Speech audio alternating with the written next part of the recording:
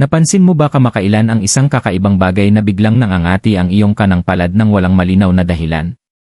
Sa unang tingin parang wala lang ito. Isang simpleng pakiramdam na dumarating at nawawala. Ngunit paano kung hindi pala ito basta nagkataon? Sa loob ng maraming siglo, maraming sinaunang tradisyon at espiritual na paniniwala ang nagsasabing ang pangangati ng kanang palad ay maaaring isang malakas na senyales na may kaugnayan sa pera at mga hindi inaasahang biyayang pinansyal.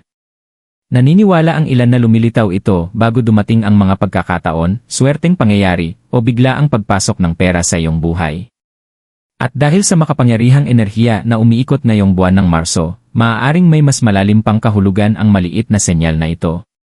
Kaya ang tanong ngayon ay maaari kayang ang pangangati ng iyong palad ay isang mensahe na papalapit na ang pera sa iyong buhay. Sa loob ng maraming henerasyon, naniniwala ang mga tao sa iba't ibang panig ng mundo na minsan ay nagpapadala ang ating katawan ng mga banayad na senyales tungkol sa hinaharap. Ang maliliit na pakiramdam na tila karaniwan lamang ay maaaring may mas malalim na kahulugan na konektado sa swerte, enerhiya, at mga pagkakataon. Isa sa mga pinakakapanabik na paniniwalang ipinasa sa pamamagitan ng mga kwento at alamat ay ang misteryosong kahulugan ng pangangati ng palad. Ayon sa maraming kultura, kapag nagsimulang mangati ang kanang palad, maaari itong maging isang malakas na senyales na ang pera o mga oportunidad sa pananalapi ay malapit nang pumasok sa iyong buhay. Bagamat may ilan na itinuturing itong simpleng pamahiin lamang, marami rin ang nagsasabing naranasan na nila ito mismo. Naalala nila ang mga sandali kung kailan biglang nangati ang kanilang palad at ilang sandali pagkatapos nito, may dumating na hindi inaasahang pera, isang bagong pagkakataon, o biglang nagbago ang kanilang kapalaran sa pananalapi. Kahit tila kakaiba itong pakinggan, patuloy pa rin kumakalat ang mga kwentong ito mula sa isang henerasyon patungo sa susunod. Kaya posible kaya na ang maliit na pakiramdam na ito ay isang nakatagong mensahe na may paparating na kasaganaan at pag-unlad sa iyong buhay. Ang sinaunang paniniwala tungkol sa pangangati ng palad. Sa loob ng daan-daang taon, iba't ibang kultura ang nagbahagi ng kakaiba, ngunit kapanapanabik na mga paniniwala tungkol sa palad ng tao. Matagal bago sinubukan ng modernong agham na ipaliwanag ang lahat, naniniwala ang mga tao na ang katawan ay malalim na konektado sa mga hindi nakikitang enerhiya na nakapaligid sa atin. Ayon sa mga sinaunang alamat, ang mga palad ng ating mga kamay ay itinuturing na makapangyarihang daanan kung saan maaaring pumasok o lumabas ang enerhiya mula sa universo sa ating buhay. Sa maraming sinaunang tradisyon, ang mga kamay ay itinuturing na simbolo ng pagkilos, kapalaran, at palitan. Naniniwala ang mga tao na ang kaliwa at kanang kamay ay may magkaibang kahulugan na may kaugnayan sa pagbibigay at pagtanggap ng enerhiya. Dahil sa paniniwalang ito, ang mga kakaibang pakiramdam sa palad ay madalas na binibigyang kahulugan bilang mga mensahe, hindi lamang simpleng sensasyon.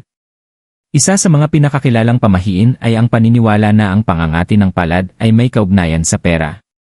Ang ideyang ito ay lumitaw sa mga alamat sa Europa, mga tradisyon sa Asya, at maging sa mga sinaunang espiritual na katuruan. Madalas ikinukwento ng mga nakatatanda ang mga pagkakataon na nagsimulang mangati ang kanilang mga palad bago sila makatanggap ng pera, mga regalo, o hindi inaasahang mga oportunidad.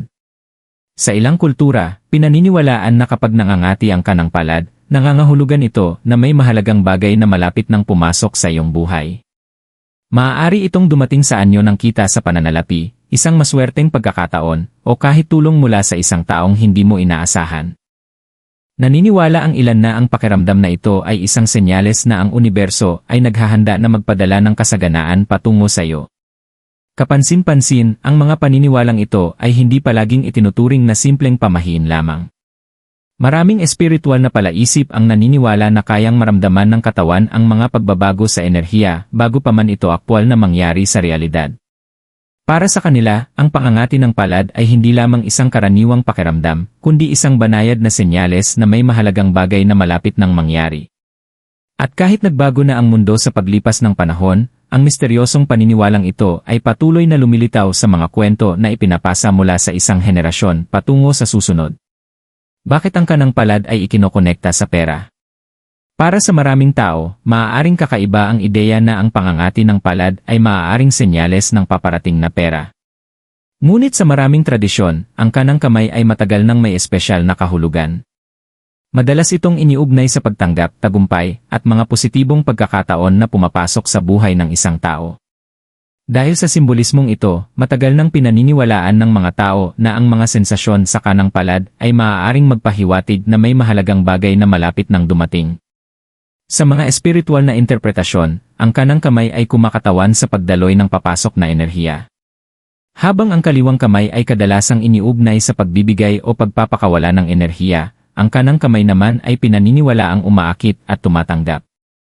Dahil dito, sinasabi ng maraming tradisyon na kapag biglang nangati ang kanang palad ng hindi inaasahan, maaari itong simbolo na may isang bagay na paparating patungo sa iyo. May mga kwento rin na nagsasalaysay tungkol sa mga taong nakaranas ng sensasyong ito bago makatanggap ng hindi inaasahang balitang pinansyal.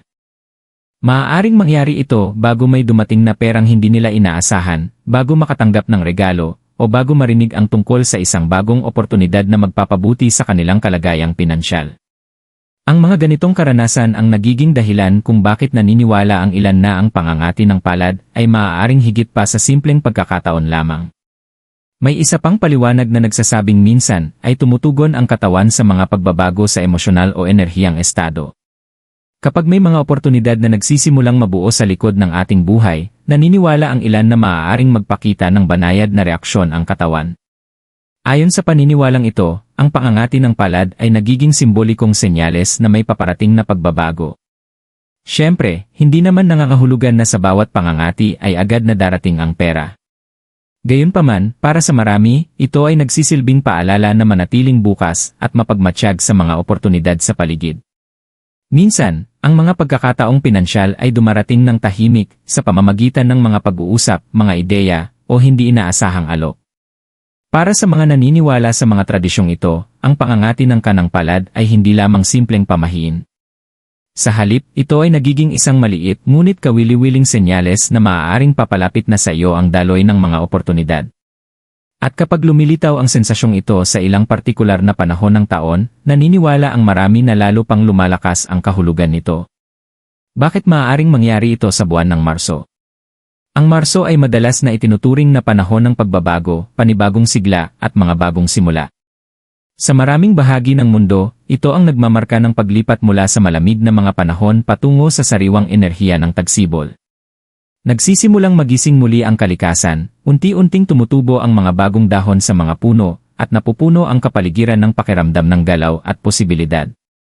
Dahil sa pagbabagong ito, naniniwala ang maraming espiritual na tradisyon na ang Marso ay nagdadala ng makapangyarihang enerhiya na konektado sa paglago at mga bagong oportunidad.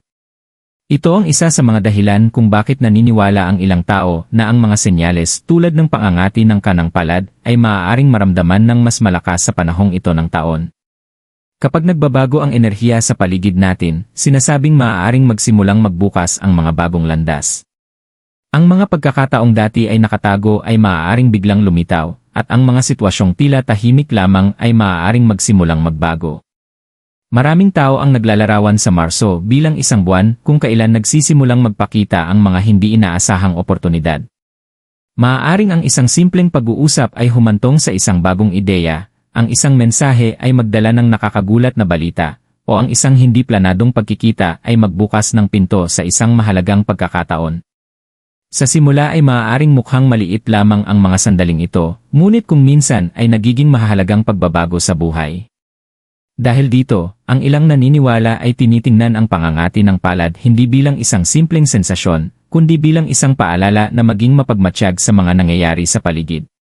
Maaari itong magsilbing senyales upang bigyang pansin ang mga oportunidad, makinig sa mga bagong ideya, at manatiling bukas sa mga positibong pagbabago. Bagamat walang sinuman ang makakapagsabi kung kailan eksaktong darating ang swerte, maraming tao ang naniniwala na ang Marso ay madalas na nagdadala ng galaw, mga oportunidad, at simula ng mga pagbabagong pinansyal na matagal ng unti-unting nabubuo. Iba pang mga senyales na maaaring paparating ang pera. Minsan, naniniwala ang ilang tao na ang universo ay nagpapadala ng higit sa isang senyales kapag may mahalagang bagay na malapit nang mangyari. Ang pangangati ng palad ay maaaring isang senyales, ngunit ayon sa maraming tradisyon, may iba pang maliliit na palatandaan na maaaring lumitaw bago dumating ang mga oportunidad sa pananalapi. Isa sa mga pinakakaraniwang nababanggit na senyales ay ang paulit-ulit na mga numero. Madalas mapansin ng mga tao ang mga numerong tulad ng 111, 222, o 888 na paulit-ulit na lumilitaw sa mga orasan, resibo, o screen ng telepono. Sa mga espiritual na paniniwala, ang mga paulit-ulit na numerong ito ay minsang itinuturing na mga senyales na may paparating na positibong pagbabago o mga oportunidad. Isa pang senyales na madalas pag-usapan ng ilan ay ang pagtanggap ng hindi inaasahang mga mensahe o tawag. Ang isang simpleng pag-uusap ay maaaring biglang magdala ng bagong impormasyon, ideya sa negosyo, o isang oportunidad na maaaring magdulot ng pagbuti sa kalagayang pinansyal. Sa una ay maaaring mukhang karaniwan lamang ang mga sandaling ito, ngunit kalaunan ay maaaring maging mahalagang punto ng pagbabago. Madalas ding nababanggit ang mga panaginip sa ganitong mga usapan. May ilang tao na nagsasabing nagsisimula silang managinip tungkol sa pera, tagumpay, o kasaganaan bago may mangyaring positibo sa kanilang buhay pinansyal. Bagamat maaaring magkaroon ng iba't ibang kahulugan ang mga panaginip, tinitingnan ito ng ilan bilang mga pahiwatig ng mga posibleng mangyari sa hinaharap.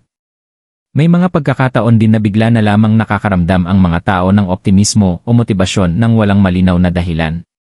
Maaari silang makaramdam ng inspirasyon na magsimula ng bagong bagay, tuklasin ang mga bagong ideya, o kumilos sa mga larangan na dati nilang hindi pinapansin. Siyempre, wala sa mga senyales na ito ang nagbibigay ng garantiya na agad na darating ang kayamanan.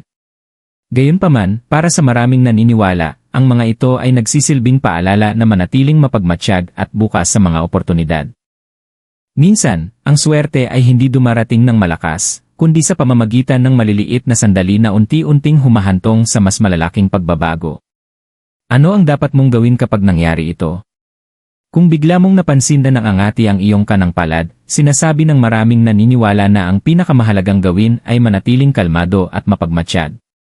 Sa halip na tuluyang baliwalain ang pakiramdam, tinitingnan ito ng ilan bilang isang maliit na paalala na manatiling bukas sa mga posibilidad na maaaring lumitaw sa malapit na hinaharap.